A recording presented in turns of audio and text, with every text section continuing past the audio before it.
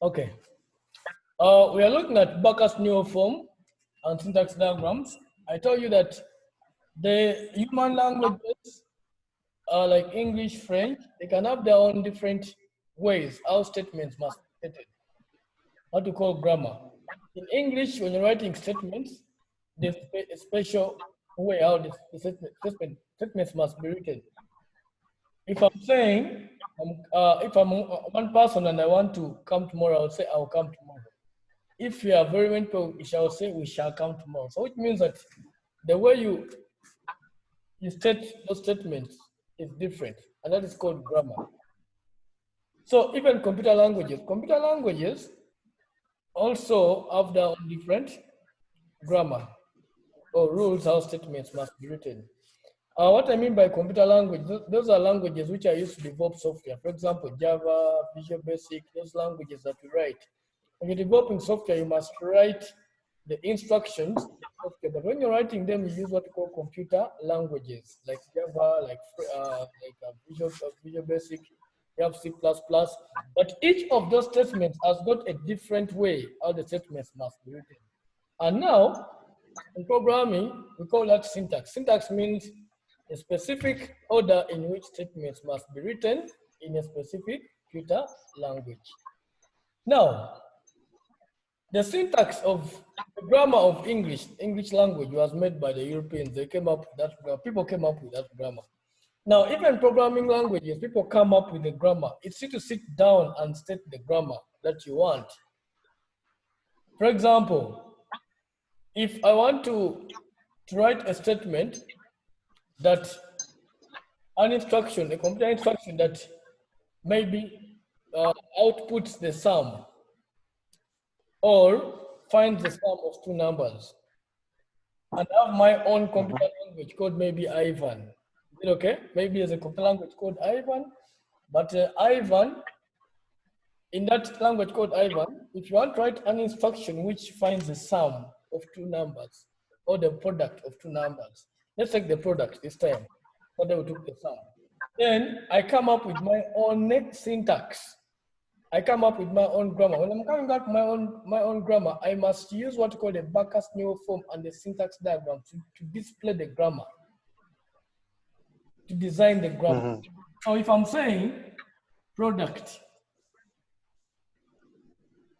in my own language called Ivan, is it okay? Computer language called Ivan. I'll say product is defined by a number times a number. This is what product means. This means product means number times number. So if I don't have a number times a number, I don't get the product. Now, after defining this, I go ahead and define what number means. I say number stands for 1 or 2 or 3 or 4 or 5 or 6 or 7, 8 or 9. That is number. Plus 0. That's what the number stands for. So number, the word number means either 0 or 1. This slashes means or, this one's here. 0 or 1 or 2. Any of these ones acts as a number. But right now, it's only a single number. Or if I didn't want, I could come and change this and say, maybe number stands for a digit. Number stands for a single digit. I do this. Now, if I do this, since single digit has to be defined more, I can come here and, sorry, I put in what called angle brackets, but I can come here and define it. It's a single digit. What do the angle brackets mean again? Angle brackets mean this is not defined. I forgot here, by the way, thank you. This means that this is not the final value. It has another definition. You get something, that's what the angle brackets. Thank you for that. That's what the angle brackets mean. So here, since I'm defining a single digit, then I don't need to put them in brackets because here I'm stating what the digits are. They don't need to be defined any further. This, 7, 8, 9. That's a single digit. Are you getting me? Yeah. Now, what if I want, there's some numbers which have got very many digits. So in that case, it means that a number, since a number can have more than one digit, is it okay? I'll just do this. I can change this. Since a number can have more than one digit, I can do this now. I can say number is defined by single digit, then number. Are you seeing that?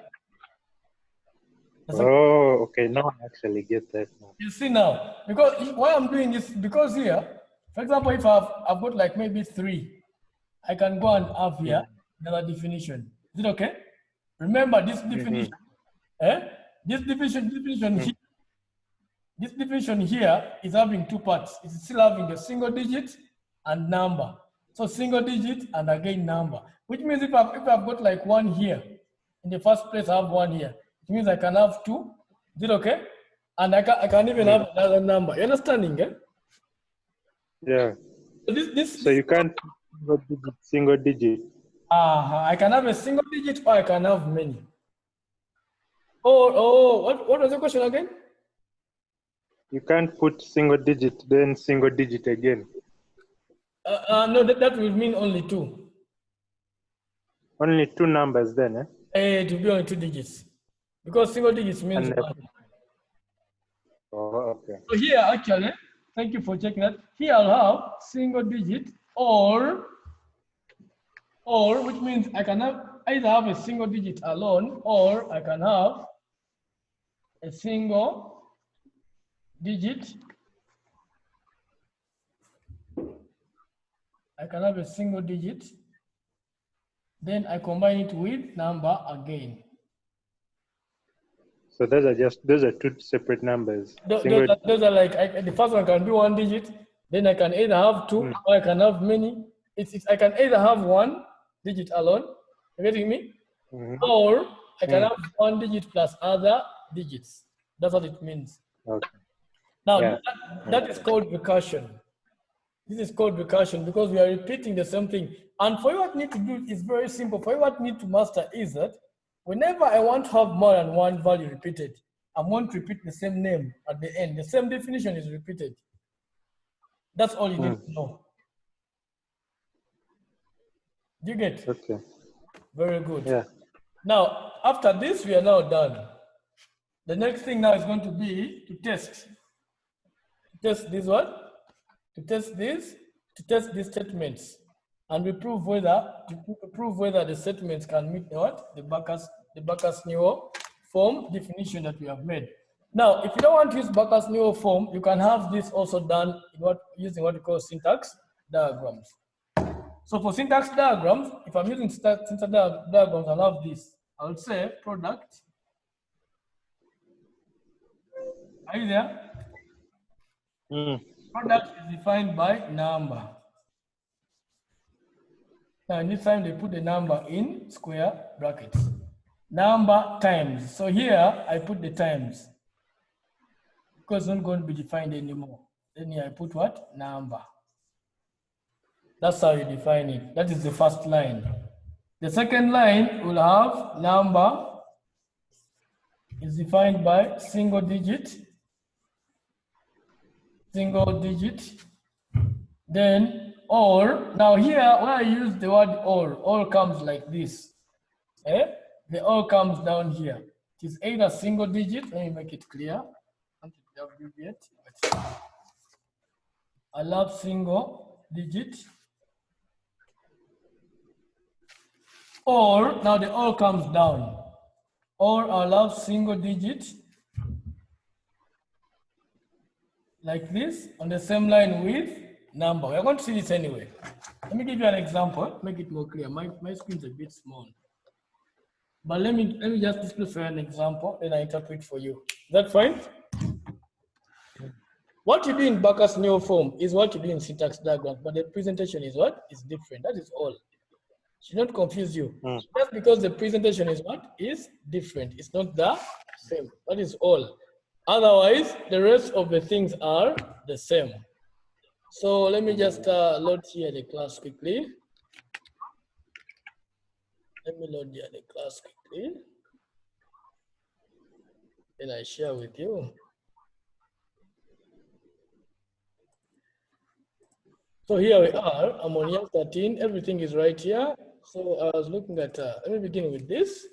After this, I'm going to play for you videos. Is it okay? Get exposure. Okay. So let me look at this. When you come down here, they show us the backus, the syntax diagrams and the Bnf. So I want to run more to look more at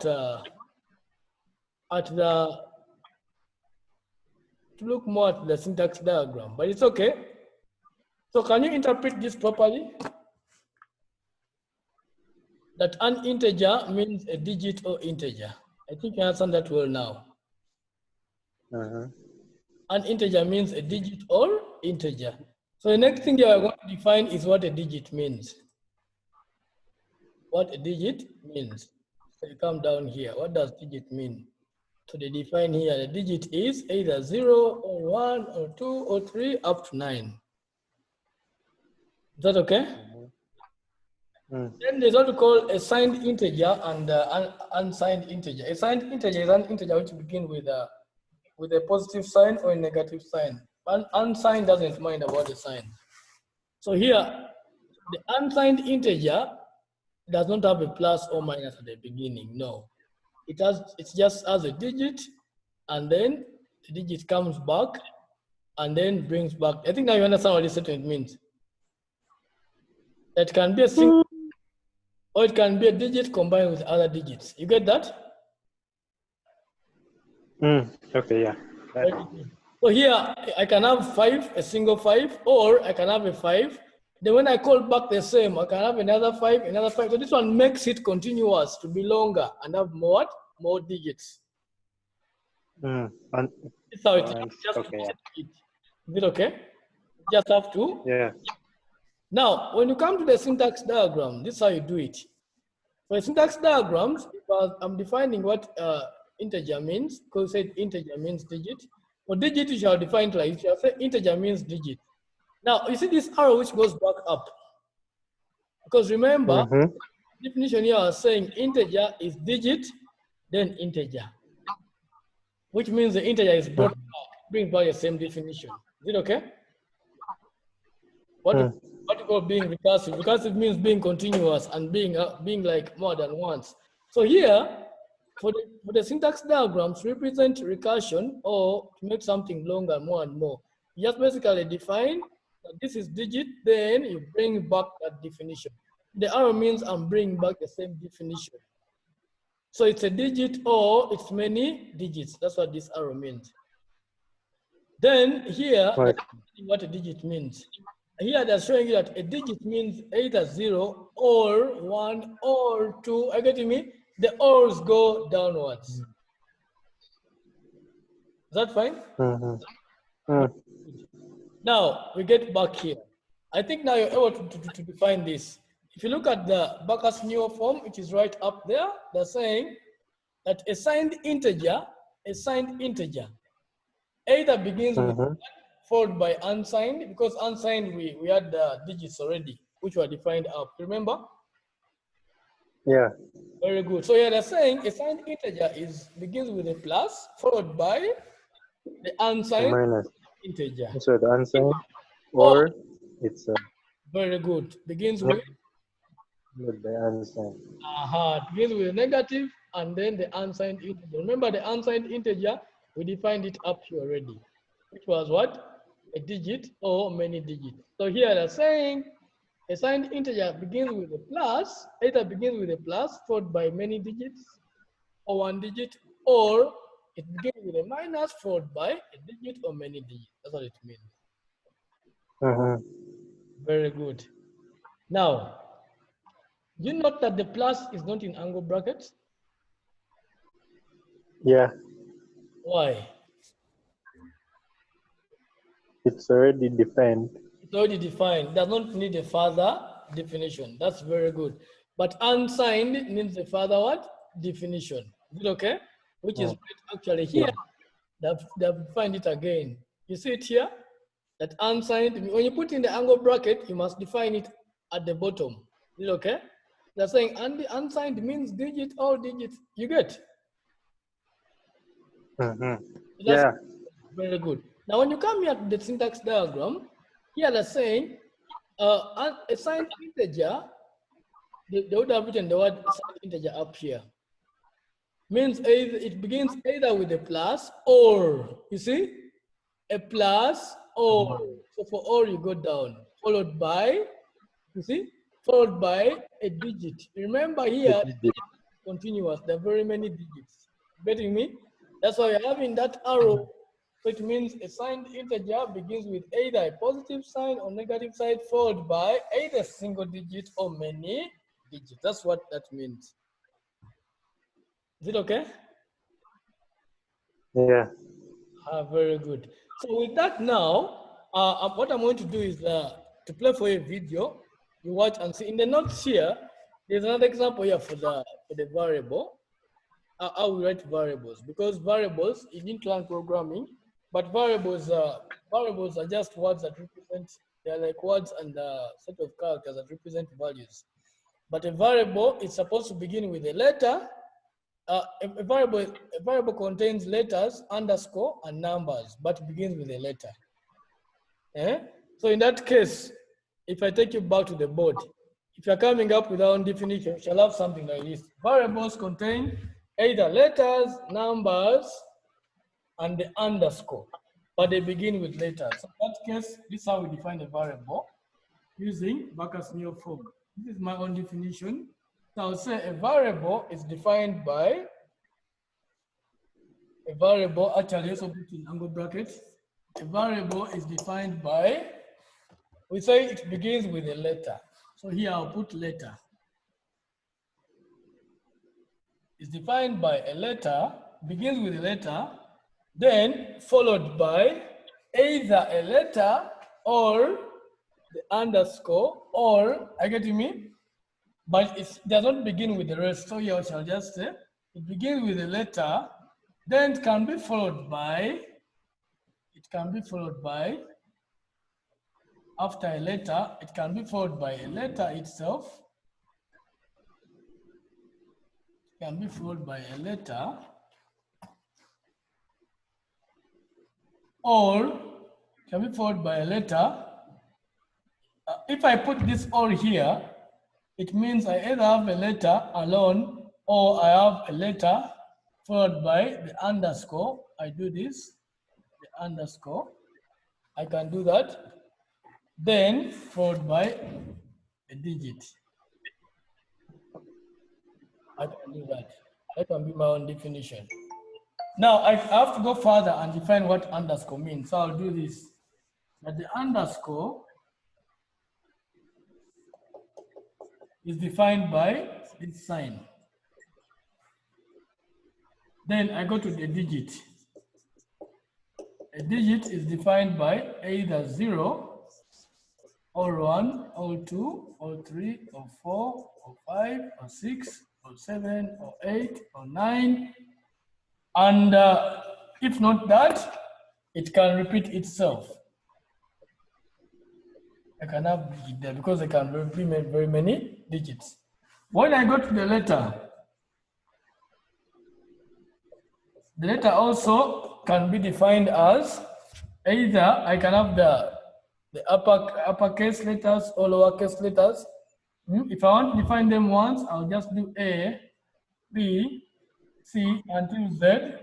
Then I bring in the capital A again, or I can have A, even if I don't put all here, I can just say or capital A, capital B until Z. Then I have to bring back letter. I mean that they are together. Just a brief idea, but let's get back to the notes for you to get the other proper example. So, are you seeing the board? Are you seeing what I'm displaying? I think you're able to interpret this now. A variable can be a letter, or it can be a character, and then the variable comes back. Variable now comes back means I can have either one single letter or many letters or many characters. Is that fine? Yeah. Good. A character means a letter or a digit or the underscore. I think you're seeing. A character means either a letter, a digit, or the underscore. What these guys have done, they have made it easier. That instead of putting all the digits underscore on the same line of variable, they just gave them one word character. It begins with a letter followed by another character. So now they come here down and define which character is that. It can either be a letter, a digit, or the underscore. I think you're saying that. But it begins with a letter. Now, down here we go and define what does letter mean. Letter means uppercase or lowercase. What does uppercase mean? Uppercase means capital A. Lowercase means this, this, and this, and this. Very good. What if I want to have more than one letter? If I want to have more than one letter, but it's okay, since here we're already repeating the variable up here, it will bring back the letters automatically, more than once. What does underscore mean? It means that. What does digit mean? It means that. That is it. Is that fine? Yeah. So when I come to the syntax diagram, we shall have that. This is an example up here. They're saying that an integer is 0 or a digit. Or then down here they're defining a digit is either 1 to this or that. That's not a big deal so much. Let's just go now move. Let's just go the video straight away, and then you watch and see. So it was backus what? New form, isn't it? Yeah. Yeah, and we can have let's have any in there in matter, eh?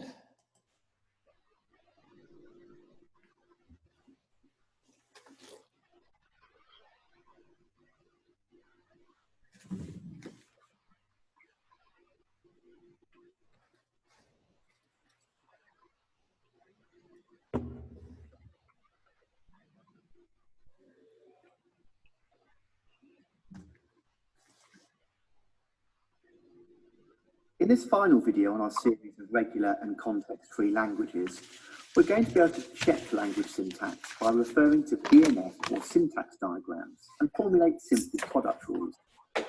You'll be able to explain why Bnf can represent some languages that cannot be represented using regular expressions. So first of all programs, as we know, must follow strict rules regarding their structure, and we call this syntax.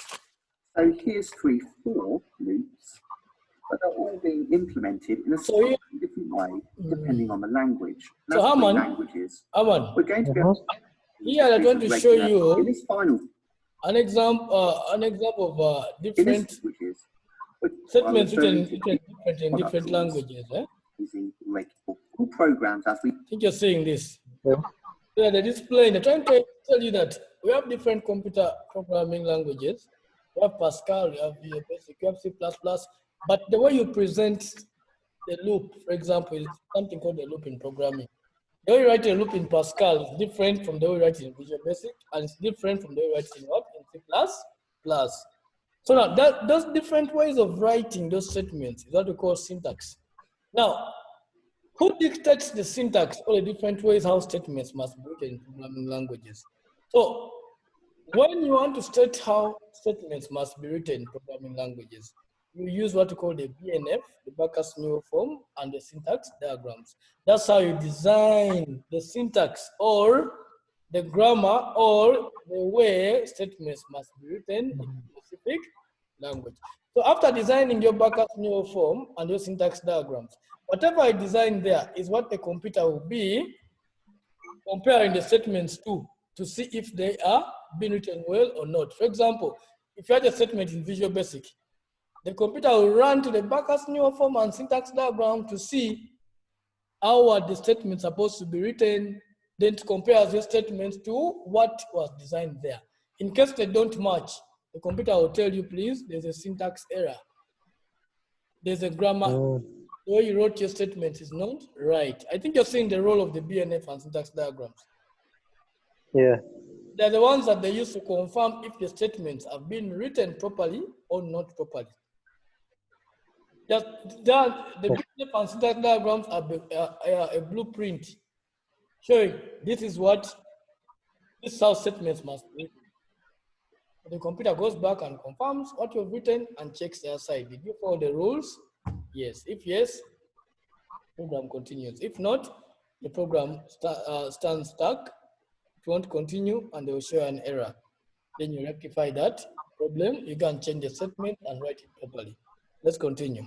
We know must follow strict rules regarding their structure, and we call this syntax.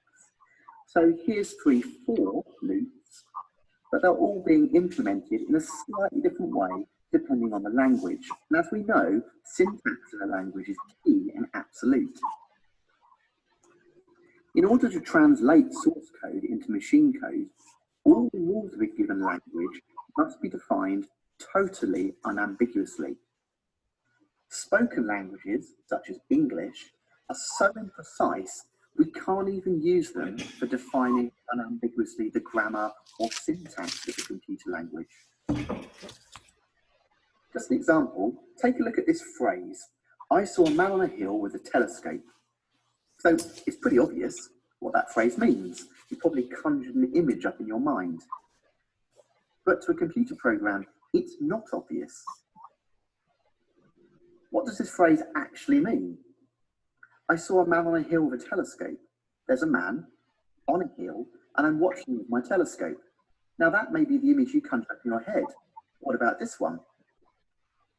There's a man on a hill who I'm seeing and he has a telescope. I saw a man on a hill with a telescope. What about the man is on a hill which also has a telescope? I saw a man on a hill with a telescope. How about I'm on a hill and I saw a man using a telescope? I saw a man on a hill with a telescope. And if we take this a stretch too far, how about there's a man on a hill and I'm soaring with a telescope? Now this may be a bit ridiculous, but the bottom line here is that our language is totally inadequate for defining the syntax of a computer language. This is where we refer to BNF, and it's known as backus naur form, named after 2 people that invented it. It's a formal mathematical way of defining syntax unambiguously. It consists of a set of terminal symbols, a set of non-terminal symbols, and a set of production rules. Now, we already know that regular expressions can be used to help us describe a simple language by specifying patterns of strings which match conditions. Many aspects of languages can indeed be defined using regular expressions, but it's both lengthy and time-consuming. Some aspects of languages, such as the use of nested brackets, can't be defined using regular expressions at all, and this is where we turn to meta-languages. Backus naur's form is an example of such a meta-language. Okay, so let's get into BNF and let's look at how it's defined. Oh, sorry. Are you there? Yeah. Oh, sorry. Let me put it back.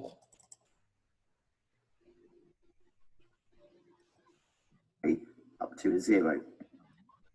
Terminals or non-terminal languages. That regular expressions can be used to help us describe a simple language by specifying patterns of strings which match conditions. Is it there? Many aspects of languages can be defined using regular expressions, but it's both lengthy and time-consuming. Some aspects of languages, such as the use of nested brackets, can't be defined using regular expressions at all, and this is where we turn to meta-languages. Backus naur's form is an example of such a meta-language. Okay, so let's get into BNF and let's look at how it's defined and how it will look in the exam. So BNF statements come in this form. There's the left-hand side, and the left-hand side of the statement is always a non-terminal symbol. There's then this notation, which means is defined by, and then there's the right-hand side. And the right-hand side is a sequence of symbols, terminals or non-terminal. So whenever you see a BNF statement, it's this section is defined by this section. Let's start with some simple examples then.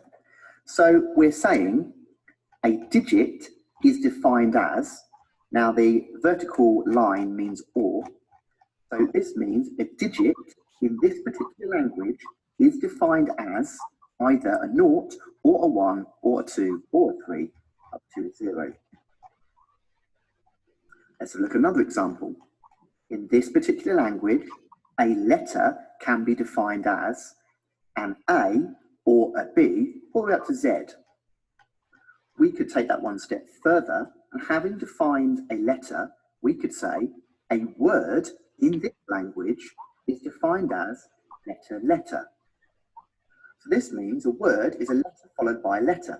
And by this definition, we can see that this wouldn't be a word, and this wouldn't be a word, but these ones would.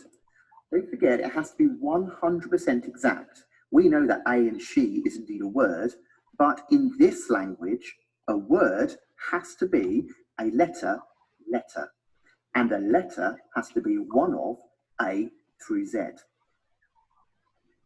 Now, in the last example, a word had to be 2 letters. So we could extend our definition to say a word is defined as a letter or a letter. So now in this example, this is defined as a word, these two are, still this one isn't. Now we could obviously continue and say a word is defined as a letter or a letter, or a letter. But something doesn't seem very right about this. So let's move on to the next slide. Now, clearly the definition of a word could get ridiculous if we had to define how many letters. This is where BNF allows us to use recursion. So let's just have a look at this. We can say a letter is defined as one of these symbols. A word is now defined as a letter or a letter word. And that recursively calls itself, because a word is a letter or a letter word. In this way, we're defining a statement in terms of itself. So this now means a word is a single letter or a letter in a word. Or to put it another way, a word can now be any number of letters. This process of working out if any given statement is valid according to the Bnf Production Rules is called parsing. We can build these production rules up to as much as we like to make higher level statements. So you can see here, I have letter is any of these symbols. A word is a letter or a letter word. A space is a space. A full stop is a full stop. And I've used all of these production rules to create a sentence. And in my circumstance, a sentence is a word and a full stop, or it's a word and a space and a recursively calling sentence again. Now, syntax diagrams are simply a graphical representation of BNF. The two methods of representing syntax map directly onto each other. Any BNF textual statement you can draw as a syntax diagram and vice versa, and you may be expected to do both in the exam. It uses the following symbols. This is a terminal element, so it can be broken down any further. This is a non-terminal element, which is defined by another syntax diagram. And this shows how we can use a terminal element more than once.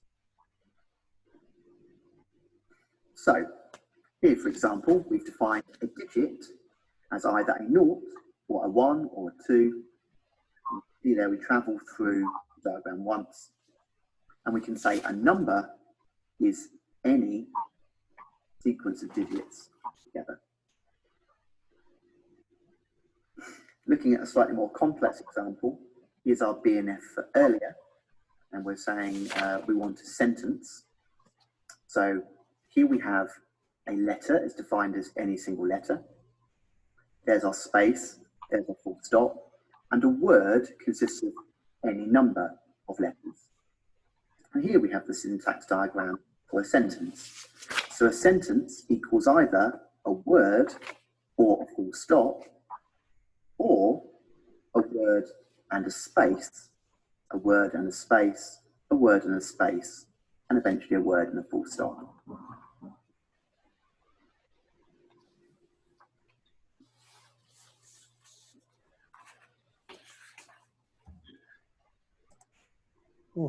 Is it done? Yeah. Okay, fine. Great. I play another one? Yeah. Or we play for RPN? Okay, let's play it just 90 minutes. Yeah? Hi, and welcome to another video tutorial. In this video tutorial, what I'm going to be doing is giving you an introduction into BNF. So what is BNF? Well, BNF is an example of a meta-language. And meta-languages are used to define the syntax of a computer programming language like Python or Java. So we could try to define the syntax of a language using regular expressions, and that would be one way that you could do it. However, there are some programming language constructs that can't be defined in this way, and there may be some exam paper questions that you get which ask you about which bits of programming languages can you define using regular expressions and which bits you can't, and I'll aim to cover that in a future video. So we can't completely define a programming language using regular expressions. What about using a language like English, which is a natural language? Well, that's not going to work because languages like English are too imprecise to define computer programming languages with, and they come with lots of ambiguity, and humans can fill in that ambiguity using common sense, whereas computers have no common sense, so they can't do that. So this is why meta languages are needed, because they allow us to define a computer programming language and all its constructs in an unambiguous way. So let's take a look at the syntax then. What does BNF actually look like? Okay, so BNF is composed of a series of statements which are written in this format that I've got here. So we have some meta component on the right-hand side, on the left-hand side, which could be something like word, if we were defining what constitutes a valid word in our particular language. Then we have this symbol here, and what this symbol here means is it literally means is defined by. So this is an example of a meta symbol, so it's a symbol that's used in BNF which means is defined by. So we have something on the left-hand side here which is defined by the stuff on the right-hand side. And that stuff on the right-hand side is either some other meta components, and as we'll see in a minute, they can be the same meta component as it's on the left-hand side if we've got a recursive definition going on here. Or they can be symbols like characters, for example, which are the most basic fundamental things in our BNF definitions. And each of these statements or definitions is usually referred to as a production rule. So let's go on to looking at an example of using this syntax then, because I can appreciate that this is a bit abstract at the moment. Okay, so in this example then, what I'm going to do is I'm going to write some BNF production rules which will help us to work out whether a particular string is a valid variable in a language where a variable must contain a letter followed by any number of letters or digits.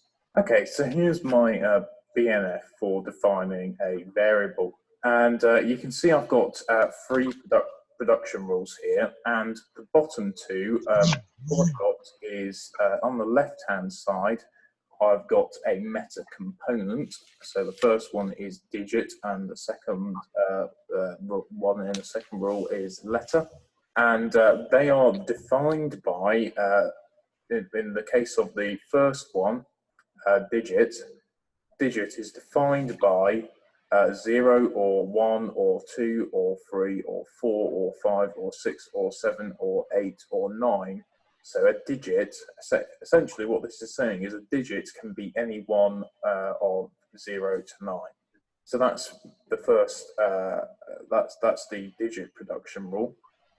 The letter production rule here is defined by any lowercase letter here, I've written them out here, or any uppercase letter. So they're fairly straightforward. A letter can be any lowercase letter or any uppercase letter. A digit can be any digit 0 to 9. So what about the variable production rule then? Well, a variable is defined by a letter. So a variable could be a single letter on its own in this language. So remember, when I set the problem, it was to use Bnf to define a variable in a language where a variable can consist of a letter followed by any number of other letters or numbers. So a variable could consist of a letter on its own, or a variable and a digit. So this is where the recursion comes in, because the variable is defined in terms of itself. So a variable could be a letter on its own, a variable and a digit, or a variable and a letter. So let's go through an example then of how we might use this to work out if a particular variable is indeed valid. So we're going to see whether hi1 is a valid variable. So let's use these rules then. So h is a letter. We can see that h is here in the definition of in the letter production rule. So h is a letter and is therefore a variable. So h is a letter and is therefore a variable. Because h is a letter and a variable can be a letter on its own, h is also a variable. Let's bring in the character I now. hi is a variable and a letter, because we've got h, which we've just reasoned here is a variable, and then we've got I, which is a letter because it's defined in the letter production rule. And because a variable can be a variable and a letter, hi is therefore a variable. And then finally, hi1 is a variable because we've just reasoned here that hi is a variable and a digit. One can be found in the digit production rule. So hi1 is a variable and a digit and is therefore a variable. Okay, so what we've done there is something called parsing. And parsing is the process of working out whether a statement is valid, in this case, whether hi1 is a valid variable name, using the Bnf definition that we've got up here. So we've done some parsing there. And usually a computer would do that parsing to work out, for example, if some code you've written in Python is valid Python code. Okay, let's go through one final example then. Let's work out using the Bnf definition. So let's parse 1, 2, 3. Use it and work out whether it is a valid variable. So let's take 1 first of all. So 1 we can say is a digit because it's in the definition for a digit, but is not a variable because we can see that a variable can't be a digit on its own. And then if we were to look at 1 and 2, well, 1 is not a variable and 2 is a digit, but we can't have 2 digits. 2 digits cannot be a variable. We have to have a variable and a digit to include digits in variables. And if we were to look at 1, 2, 3, well, 1 is a digit, 2 is a digit, 3 is a digit, but none of them or no combination of them can be used as a variable according to our definition. So none of them or no combination of them is a variable according to our definition of a variable.